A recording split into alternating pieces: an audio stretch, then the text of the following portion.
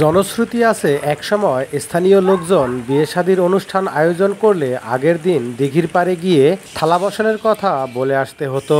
অনুষ্ঠানের জন্য দিঘির পাড়ে অদৃশ্যভাবে প্রয়োজন মতো চলে আসতো থালা বাসন। ব্যবহারের পরে তা পরিষ্কার করে ফেরত দিতে হতো। এছাড়া পারিবারিক বা সাংসারিক নানান সমস্যা নিয়ে দিঘির পাড়ে মানত করেও ভালো ফল পেতেন স্থানীয় লোকজন। তবে এখন সেই চিত্র না থাকলেও বিশাল দিঘির জলরাশি জুড়ে রয়েছে নয়নাভিরাম দৃশ্য। দিঘির চারপাশ সবুজ গাছের সমারোহে সারাক্ষণই পাখির কলকাকলিতে মুখর হয়ে থাকে।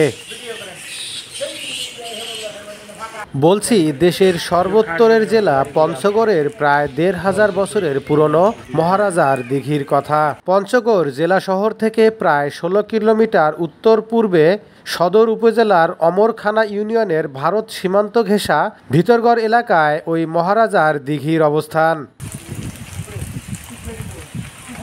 মহারাজার দিঘি পর্যটকদের দারুণভাবে আকৃষ্ট করে। এটি প্রায় ৫৪ একর জায়গা জুড়ে অবস্থিত।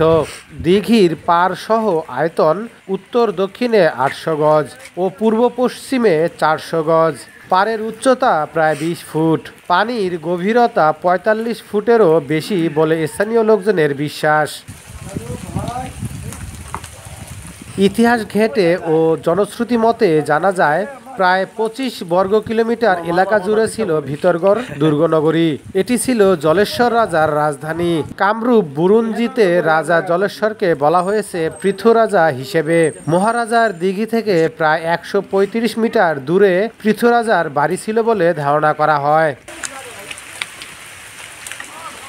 ভিতরগড় দুর্গনগরীর বাইরের আবেষ্টনীর উত্তরাংশ, উত্তর পশ্চিমাংশ এবং উত্তর পূর্বাঞ্চল বর্তমানে ভারতের জলপাইগুড়ি জেলার অন্তর্গত হওয়ায় ধারণা করা হয় যে ৬ষ্ঠ শতকের শেষে কিংবা ৭ম শতকের শুরুতে ভিতরগড় একটি স্বাধীন রাজ্য হিসেবে প্রতিষ্ঠিত হয়েছিল। প্রাচীন বাণিজ্য সড়ক ও নদীপথের উপর অবস্থিত হওয়ায় ভিতরগড় এলাকার অধিবাসীরা সম্ভবত নেপাল, ভুটান, সিকিম, আসাম, কুচবিহার, তিব্বত, চীন, বিহার এবং পশ্চিম ও দক্ষিণ বাংলার সঙ্গে বাণিজ্যিক ও সাংস্কৃতিক যোগাযোগ বজায় রেখেছিল। রাজত্ব পরিচালনার সময় ভিতরগড়ে পৃথু রাজা নির্মাণ করেছিলেন রাজপ্রাসাদ ও মন্দির। খনন করান একটি বিশাল দিঘি, যা মহারাজার দিঘি নামে পরিচিত।